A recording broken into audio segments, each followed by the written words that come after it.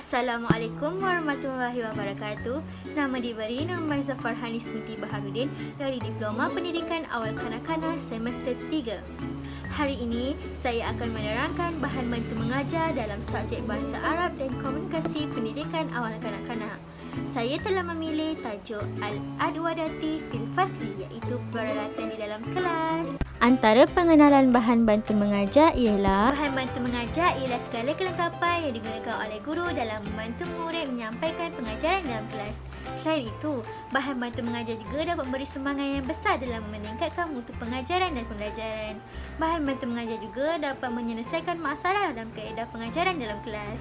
Oleh itu, bahan bantu mengajar boleh digunakan pada tahap prasekolah, sekolah rendah dan sekolah menengah. Dengan ini, guru perlu lebih kreatif untuk menghasilkan bahan bantu mengajar yang lebih menarik. Objektif bagi bahan bantu mengajar yang telah saya buat ialah dapat menarik minat kanak-kanak untuk belajar, kerana saya telah membuat bahan bantu mengajar itu menggunakan kertas berwarna-warni supaya mereka lebih tertarik untuk belajar. Yang kedua, menjadikan proses pengajaran dan pembelajaran lebih menarik dan berkesan.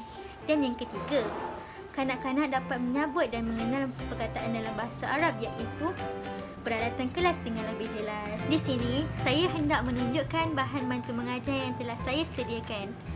Jom kita lihat. Dan inilah hasil yang telah saya buat.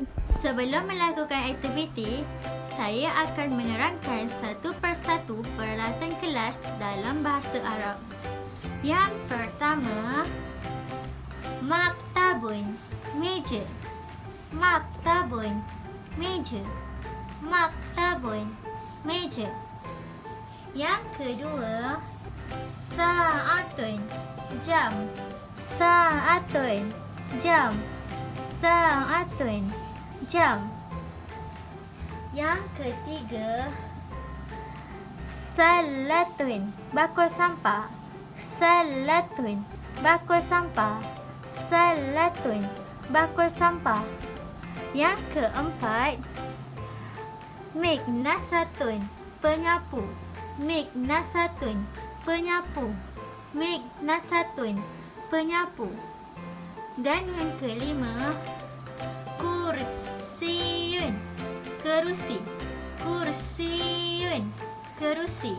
Kursiyun, kerusi. Saya akan membuat perulangan berkali-kali supaya kanak-kanak dapat memahami apa yang disampaikan oleh guru. Tulisan bumi yang berada di bahagian tepi bahasa Arab itu memudahkan lagi pemahaman kanak-kanak untuk mengetahui maksudnya. Lepas menyebut perkataan bahasa Arab, saya akan melakukan satu aktiviti di mana saya akan memilih salah seorang kanak-kanak untuk menjawab persoalan yang hendak ditanya.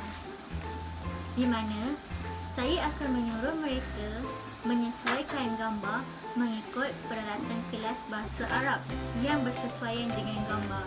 Sebelum melakukan aktiviti, saya akan menutup tulisan bumi ini supaya kanak-kanak dapat berfikir untuk menjawab persoalan mengikut gambar yang telah diberikan.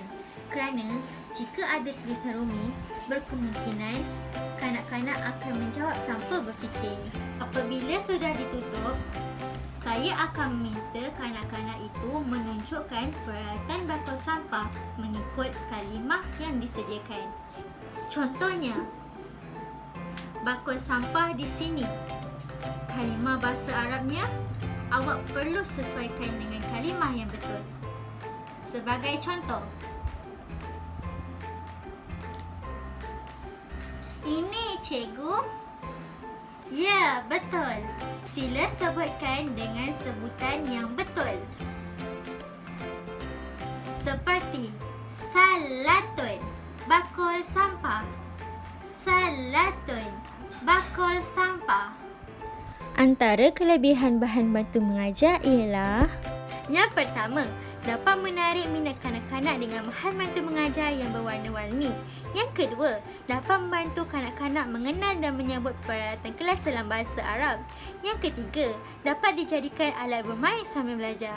Dan yang keempat, dapat menjadikan proses pengajaran dan pembelajaran lebih berkesan. Antara kelemahan bahan bantu mengajar pula ialah yang pertama, gambar dan tulisan kecil. Yang kedua, bahan bantu mengajar tidak dapat dilihat dengan jelas apabila ditunjukkan di hadapan kelas. Dan yang ketiga, penggunaan BBM tidak menyeluruh kepada semua pelajar, tetapi hanya tertumpu kepada satu BBM sahaja. Kesimpulannya, penggunaan bahan bantu mengajar akan memberikan impak yang positif terhadap murid sekiranya guru telah membuat persediaan rapi untuk setiap langkah pengajaran yang ingin disampaikan dalam objektif pembelajaran. Dengan adanya bahan bantu mengajar, guru dapat menarik minat kanak-kanak supaya tidak berasa bosan semasa proses pembelajaran. Oleh itu, jika murid dan guru dapat memberi kerjasama dalam proses pembelajaran dalam bilik darjah, ini dapat menghasilkan pengajaran yang lebih berkesan. Sekian, terima kasih.